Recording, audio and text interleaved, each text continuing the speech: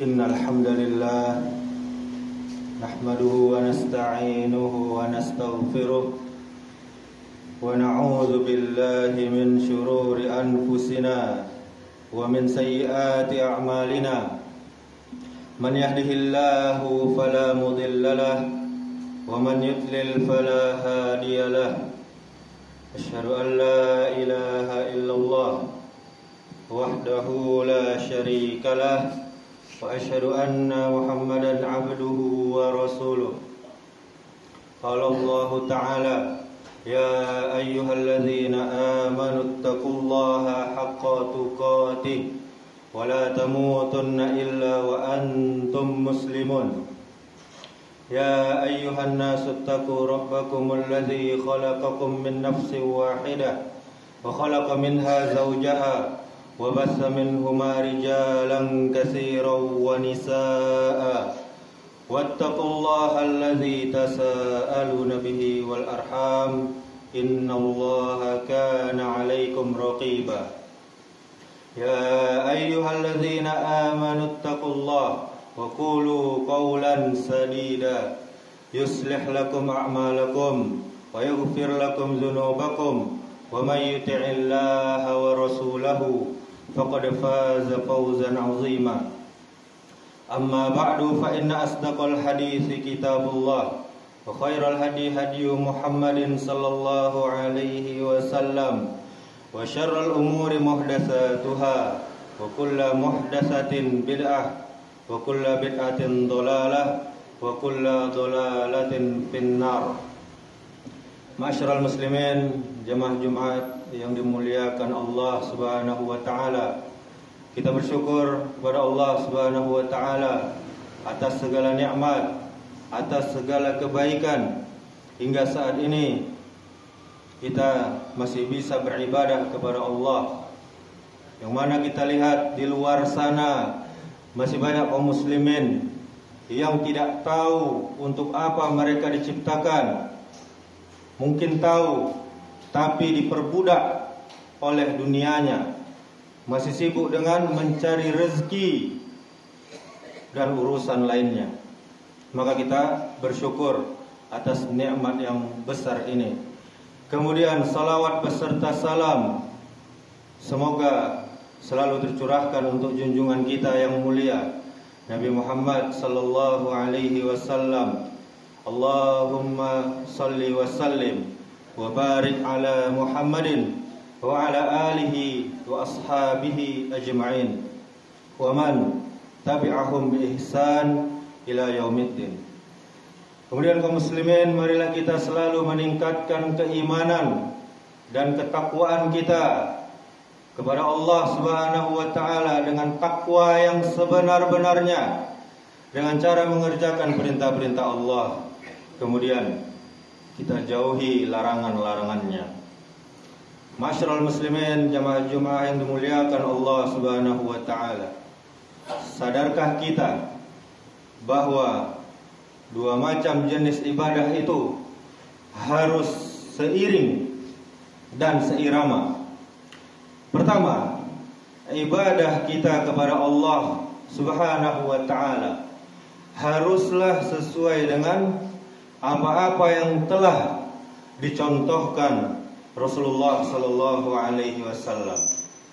Kemudian yang kedua, jenis ibadah sosial, yakni kita berbuat baik kepada sesama, baik kepada kerabat, kepada sahabat, tetangga, dan manusia seluruhnya.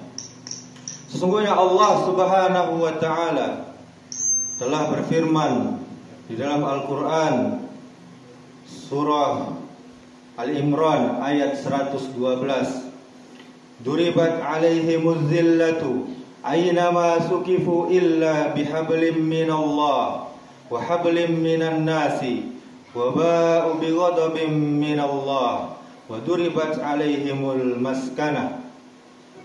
Mereka diliputi kehinaan di mana saja mereka berada, kecuali jika mereka berpegang pada tali agama Allah dan tali perjanjian dengan manusia.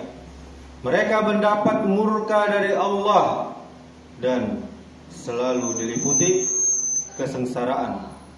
Ma'asyiral muslimin, boleh jadi ada di antara manusia yang sudah beribadah dengan sebaik-baiknya, bahkan sudah berpuluh-puluh tahun dia hidup dan beribadah kepada Allah Subhanahu wa taala. Namun dia sering menyakiti tetangganya atau bawahannya jika dia sebagai bos,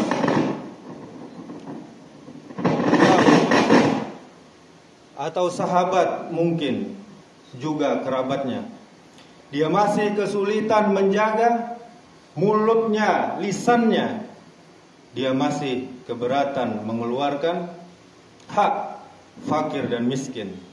Atau dia masih merasa lebih baik, lebih kuat, lebih kaya, sehingga dengan semua rasa yang dimilikinya, dia sering sekali merendahkan tetangganya atau kerabatnya atau saudaranya seiman dengan lisan dan tangannya.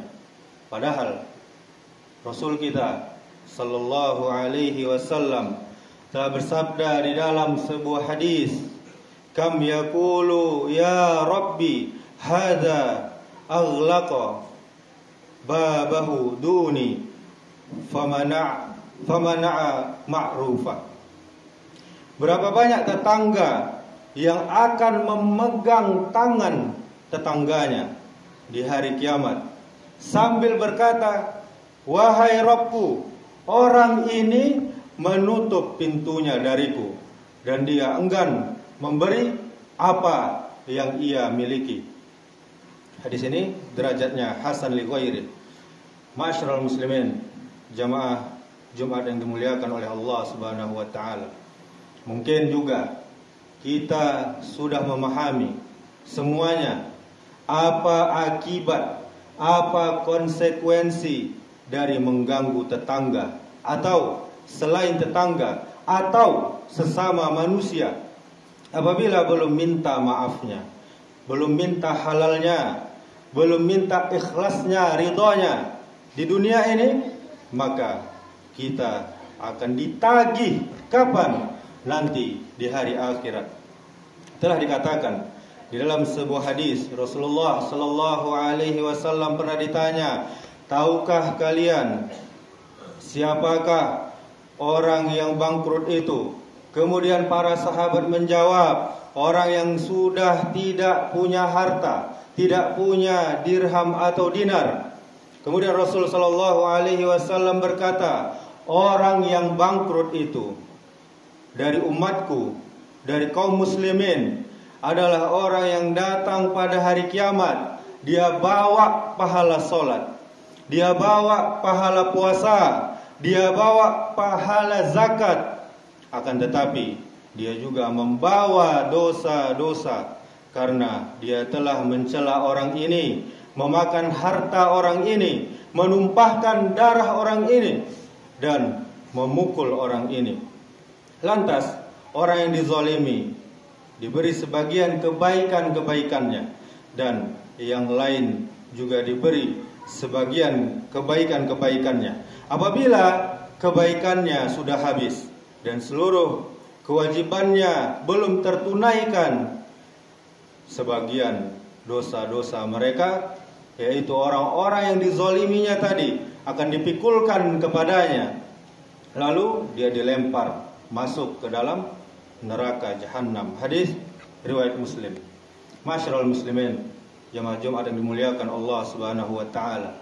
Hadis yang mulia ini mengajarkan bahwa orang yang benar-benar bangkrut di sisi Allah Subhanahu wa taala bukanlah orang yang kehilangan harta benda, tetapi orang yang kehilangan pahala amalannya karena kezalimannya terhadap sesama. Meskipun dia datang pada hari kiamat dengan banyak pahala amalan seperti salat, puasa, zakat, semua pahalanya akan diberikan kepada orang-orang yang pernah dia sakiti selama di dunia, baik dengan ucapannya, dengan tangannya, perbuatannya, maupun merampas hak orang-orang yang ia zalimi tersebut.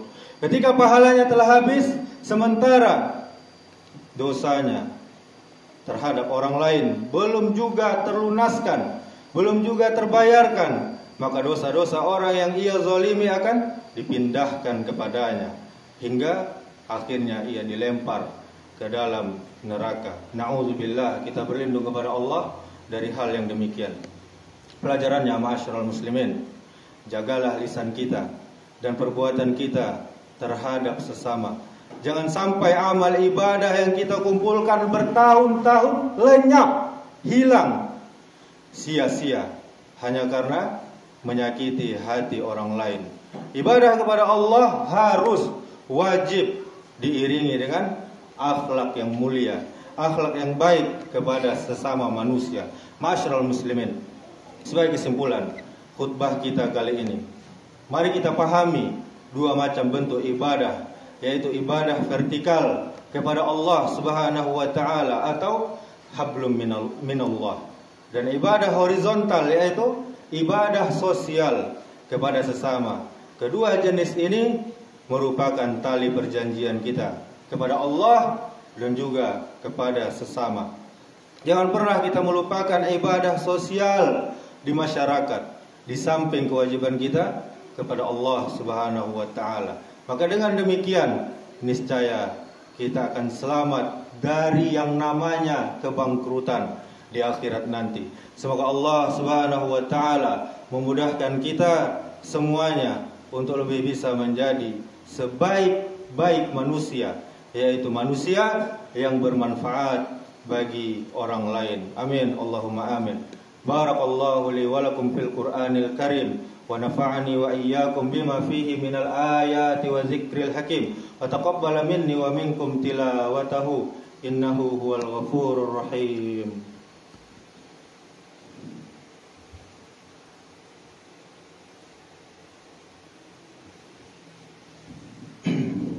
Alhamdulillahi rabbil alamin wal 'aqibatu lil muttaqin wala 'udwana illa 'alal zalimin.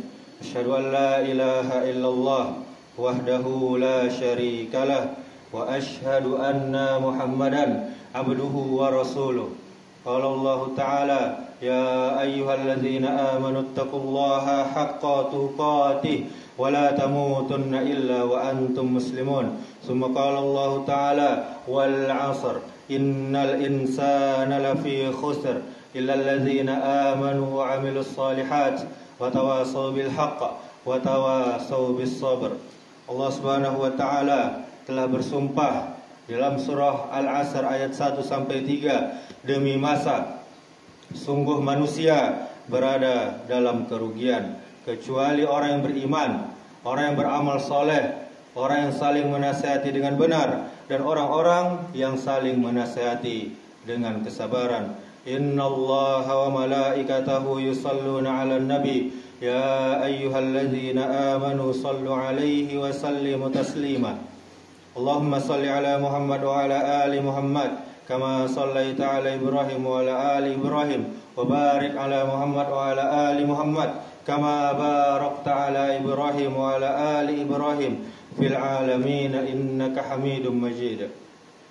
Allahumma ighfir lil muslimina wal muslimat wal mu'minina wal mu'minat al ahya'i minhum wal amwat innaka sami'un qaribun mujibud da'wat ya qadiyal hajat. Allahumma ighfir lana dhunubana wa liwalidayna warhamhuma kama rabbayana shighara. Allahumma arinal haqqa haqqa warzuqna ittiba'ah wa arinal batila batila warzuqna ijtinaba. Allahumma a'inna ala zikrika wa syukrika wa husna ibadatik. Allahumma inna nas'aluka ilman nafi'an wa rizqan tayyiban wa amalan mutaqabbala. Allahumma inna nas'aluka al-huda wat-tuqa wal-afafa wal-ghina.